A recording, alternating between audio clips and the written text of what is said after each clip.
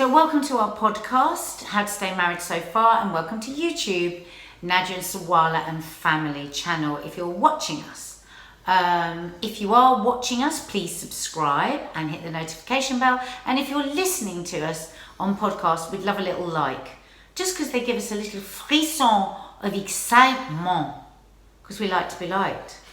Everyone likes to be liked. It's nice to be liked. It's nice to be liked. It's nice to be nice. I like a thumbs up. Like a thumbs Don't up. like a thumbs down. So today's podcast is off the back of a ferocious row that we had this afternoon. So we were sitting here thinking, well, what should we make the podcast about? And we decided that maybe we should talk about the benefits of a very good argument. So what are you saying? Is a row a cathartic thing? Not always, but sometimes. Why? What are you saying? Well, I'm not saying anything. I mean, I think Why are you saying anything? That could be a problem. I mean, insofar as I'm not saying anything about whether a row is a good thing or a bad thing. I don't know if a row is. That's going to be annoying. What side of the fence you on? I think it's going to be dull. I think it totally depends on the row. Yeah, well, of course. That's exactly are you just going to copy whatever I say? Why are you so short? I don't know. What are you sitting but I don't on? look short because your camera's in the same place. Yeah, I'm in the right angle. Anyway, so yeah, no, it was a horrendous row. It was a really difficult row. It was one of those rows where a lot of home truths were said.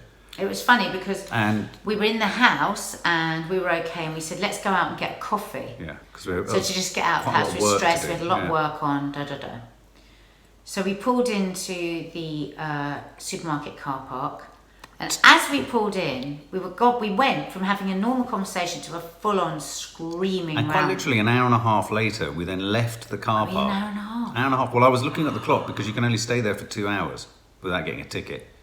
I was a bit worried. Oh my God. That's why I wrapped it up so quickly and said sorry. Because you were worrying about the car park. I was worried about getting a parking ticket. There you go, girls. No, I wasn't. I had to get an we had half an hour to spare. And it was so funny because then when we finished, Mark went, it was a serious row. This isn't like, should we go and get coffee? I went, let's just get a takeaway. And then we drove and we realised we'd missed the bloody turning. And so we came home, walked straight in and made a coffee, and everyone was like, didn't you go out for a coffee? Yeah, but we wanted another one. I mean, if I was listening to this podcast, the first question I'd ask is, what was the row about? Because, yes, I mean, rows can function as... Well, here's the thing. Suffice it to say that Nadia pulled me up, not in a schoolmistressy way, but I was having a moan about something to do with, schooling and parenting and what have you.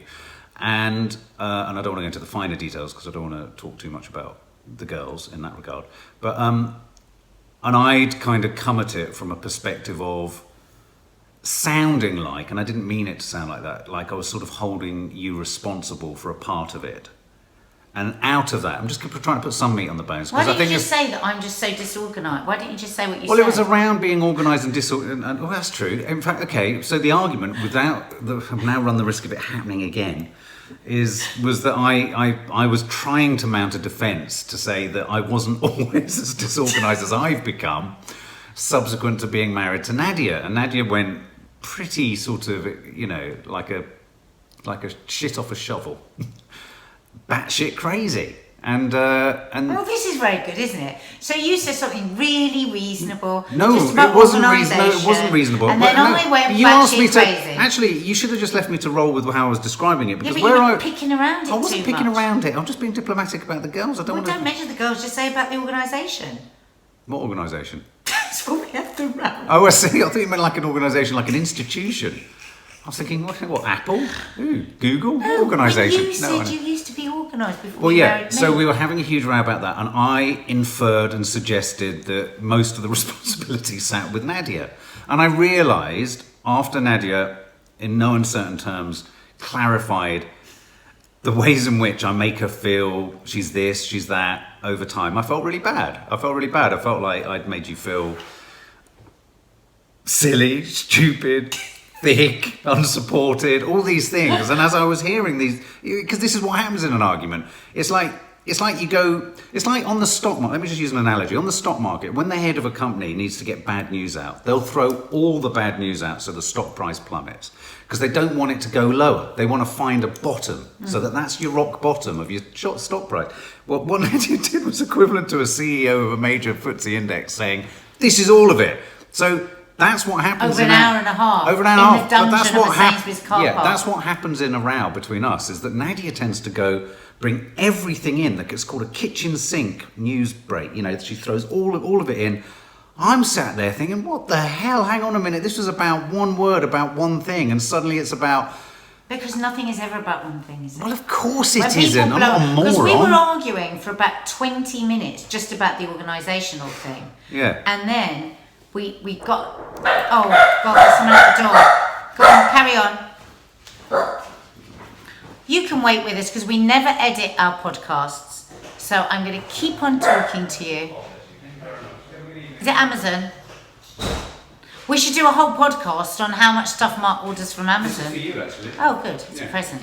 Okay, so I just said we never edit anything, so we're going to just carry on. So there you go. Sorry about that. 20 minutes in, we were like, I said, what the hell are we arguing about? And we couldn't remember, and we had gone deep into the semantics of who was organised and who wasn't organised, and why you were organised and who was organised more before we got. And it was just like, oh my God, let's just bloody stop. And then you went off on one completely, and I sat there for about 10 minutes. I didn't say a word because I just couldn't be asked. Well, yeah, but And then I did the whole kitchen sink, everything. Right. Cupboard, dishwasher, everything. Came Yes. out.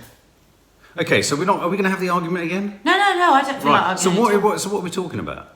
Well, we're just saying that. I mean, it could have ended in a murder. It could have ended in a broken car. It could have ended in divorce. Some of the things you ended up saying, it could have ended certainly in divorce. But what it ended up in is we came back. I feel much better now. Yeah, it cleared the air. Cleared the air. Yeah. And I hate arguing, and I wish we were the sort of couple that could just sit down and discuss stuff. And we've tried so hard. We've had multiple couples counsellors. We've done a lot of therapy. We've done all of that. We are never going to be the sort of people that just say, let's sit down and talk about it. We've improved massively, and on some things we can do that. But I think we'll always be the kind of couple that every so often will have the most massive humdinger of a row. You see, that's such a shame, because when I hear that, because I can feel when the humdinger of a row is looming. It's like that time of the month. That, my God! Don't make me now. Don't.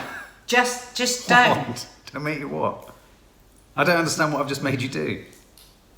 For anyone who's listening to this on iTunes, you won't have seen when I went to the front door there that I'm wearing high heels and stockings. So it might make you want to come over to the YouTube channel. Or it might not. No, well, here's the thing. I think one of the things that you do in a row that makes the rows... See, yes, I do think a row can clear the air, but I think sometimes our rows run the risk of causing irreparable damage. That's fundamental because until structural I go to damage. DEFCON, what is it, 50? DEFCON 3 normally, but DEFCON you do 3. go. I think you take it to DEFCON 50. But unless I go to DEFCON 3, you will not listen. It's You like say a wall that. of iron. You say that, but And you never until tried I- the alternative route. I You do not. You do not. You have never tried I don't reasonable. think this is a podcast. You have never I tried don't- reasonable. I don't think we're going to call this podcast How to Have a Row. That I you- think we're calling this podcast How a Row Can Help Clear the Air. Yeah, no, we are talking about that, and I'm talking about how many of our rows. We've now got the everyone's being very calm and got the nobody's Donald rowing. Trump hand movement. I'm Do talking I'm about gonna the. build I'm a wall. I'm talking about the fact. Go on. I've got to build a wall. It's a bigly wall. Bigger wall. We need to build a bigly wall to sort out. Maybe we need a bigly wall. We need a fucking enormous wall. We need a bigly wall. Maybe we need... Wouldn't it be good to have an argument wall where you just go and stand either side of it and just have to stop and think and wonder why? Why do we never just walk away from a row? Why do we always... Why do we just... Because we've always reached a point of hate. I never forget when James said to me, very close to our wedding, he said, but you're both Scorpios. What are you going to do? Just sit around singing each other with your tails. It's not a good match. It's not a good marriage match. We are not a good marriage Will two match. Scorpios survive? On paper, we are a disaster. Right. Okay. You would never marry off two Scorpios Yeah, but you'd be a moron if you sat there Because and did one it by will poison, astrology, wouldn't you? and then the other will poison. No, but okay, we're just using it. But we are both people that go to DEFCON 50 in your case, 50. DEFCON 3 in Yeah. World War 3 case. Yeah. But here's the thing, but going back to the point, does a row clear the air? Well, I think what clears the air for you doesn't clear the air for me. I walk away from a row that clears the air for you thinking fundamentally awful things about my character coming out of it. Sometimes, like today, rethinking fundamentally habitual behaviour that I'm doing wrong. And I sit and I think about it. I've come over to you many times afterwards. And I have said, and I mean it, I'm really sorry, I've thought about what you said, blah, blah, blah. But I do think there have been many occasions where I could really have done without the row. I could have done without the absolute character assassination that comes from the row that leaves me actually in a worse condition than I was going into it. But for me, you will never, like, what happens to us for ages before we have a row is there's this eggshell thing, and you're like impossible to get to, and you're projecting and you're going, oh, you're thinking da-da-da, and you're thinking da-da-da, and you're defensive, and you're paranoid, and you're chippy, and you're all these things, and it just builds and it builds and it builds, and you're not approachable.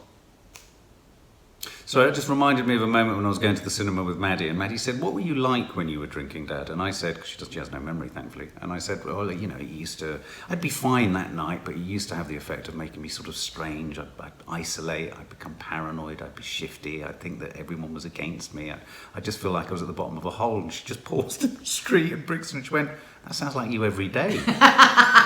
I was like, oh shit. Well, I said, okay. But the difference is now you're not pissed as well. Well, exactly. I said, just think of it as a more amplified version. But that's how you just describe. Well, I don't think you've ever tried the halfway house approach. Bollocks. You have no, never. I am not having that. Never I tried have it. many times You said would to never Mark, sit down at the table and say, no, you haven't. Can I just say something without going mad? And you go, oh God, what are you going to say? Oh, no, what are you going to say? Don't I?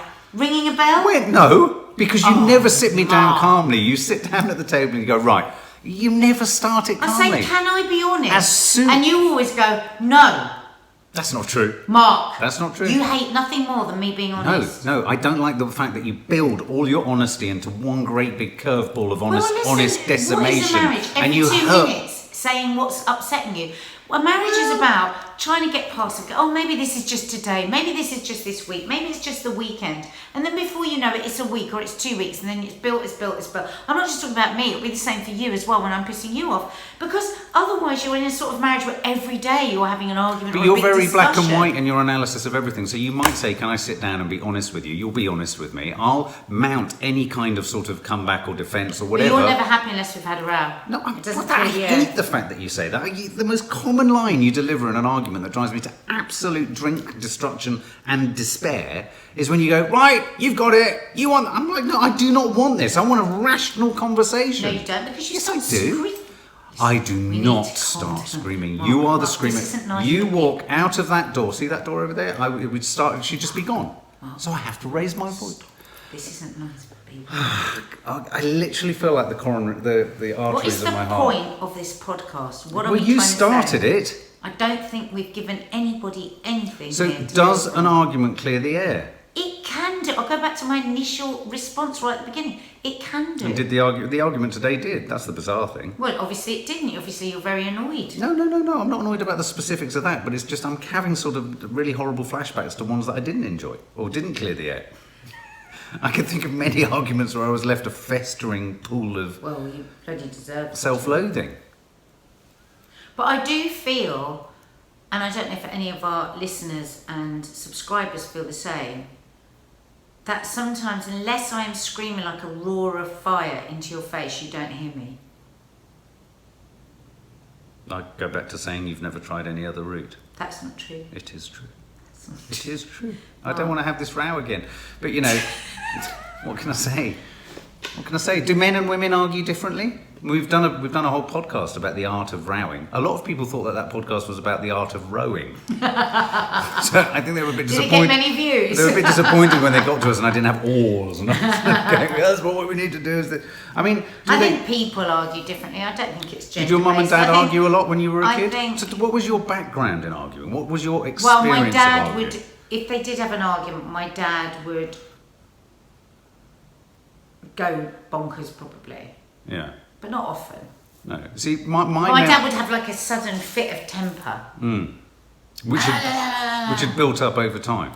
I don't know. But you don't have your sense of a relationship was that it wasn't one of the ebb and flow of a row. And see, my memory of my mum's many different relationships was that they were littered with rowing was the, and I can have my mum's temper. My mum's temper used to frighten me.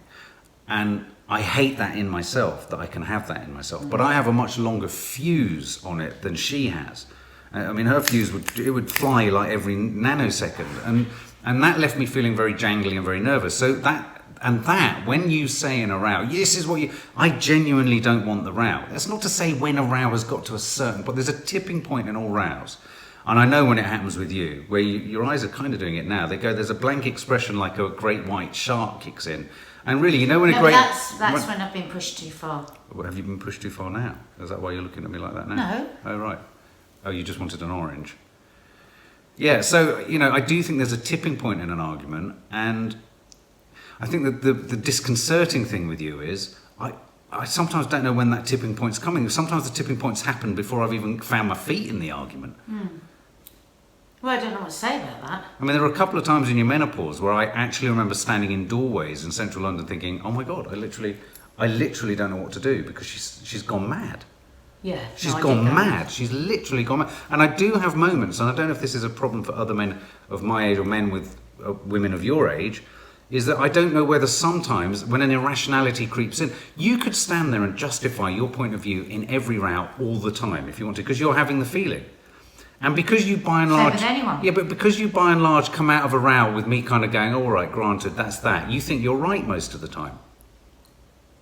I would say, I'm not saying that in a pernicious way. I mean, the thing is, you don't ever hear me when I say 50-50, 50-50, because there's lots when I'm saying, we're both doing this. We've both got to put ourselves on this. We're both behaving like this. But you never hear that because you're very paranoid. So you only ever hear everything as a dart. And with our argument today, over and over again, I did say, but you choose which bits to hear. You're not doing this with bad intention. You're just doing it and you're not realising it. But that sometimes that's right, but there are other times you're going to say that, and it's not. You're not always going to be right. About? I don't know. I'm just saying. What are you talking sometimes about? you can be so certain of something, and you're certain you would never stop in a row and sort of go, maybe I've got this completely wrong. No, I would, but I wouldn't admit it. It's my point. There have been many times I can tell you empirically and scientifically proven you've got it wrong, and then I feel like I'm in a madhouse. Then I feel like I've entered the land of just. But I think we were talking more generally about rowing. I think you've gone a bit too into the details. Well, yeah, but we're talking for ages of 20 minutes about this stuff. So, we've just spoken. People want details. People are interested in details. That's what they say. I see comments with people saying we want more details, and I think, oh my God, I don't want to give any more details. It must be horrible for them. Well, I think, in conclusion, there are some rows that are needed that need to be had. Sometimes obviously the preferred route is not to scream and shout and say terrible things to each other. I get that, and I do admit that I go much further than you in being, with the brutality. I feel like I don't like it when I do that, but it is healthy as well because, I do have very extreme thinking. So it's better for me to just say it. But is it? I don't know if it is. I wish you something to say. For example, this will happen sometimes where you'll say, don't raise your voice. I haven't raised my voice yet, but you're screaming blue murder. But if I then meet you with a slightly raised voice, you're like, don't raise your voice. Hang on a minute, you've taken this to DEFCON 50. And now I'm at DEFCON 50. You suddenly want to take it down to DEFCON. You do that thing of going, oh no, can't. Oh no, this is boring. Yeah, but that's oh no, just, this that's is just boring. what people do in arguments. Yeah, well, you're effing annoying in arguments. You're There's no being a rationale. pair now. I feel like a right pair. Yeah, well, I don't know. Yeah, I do think they can clear the air, but more often than not, when we get into a row, I always worry that this is it. Yeah. He always thinks this is the end of our the end marriage. of He it. always says to me, are we getting divorced? Yeah. You know what? We love reading your comments below. So leave us your comments. Tell us, what sort of things in your marriage or your relationship get you to that point that Mark and I got to, where you could spend an hour and a half in a car park screaming and shouting at each other? And how do you resolve it? And does one of you always feel that the other is always the winner? And I tell you what, leave some comments about good rows and bad rows, and when rows do clear the air and how rows don't clear the air, and we'll do a read out the comments on those. Because I genuinely, when I always feel slightly like I've been kind of mugged or surprised when a row happens, and that's all I mean. I just sometimes wish that you're saying that you feel that you do try to sit down and go, can I be well, okay, maybe even saying can I be brutally honest is a bit too much. Maybe just sit down and go, what I say to you is, can I just say something? You always say no. I don't always You say no, what is it? It's all going to be awful. Oh, okay, all right. Well, on that note, leave your note and we'll reply. Thank you very much. Probably got a ticket in that car park now.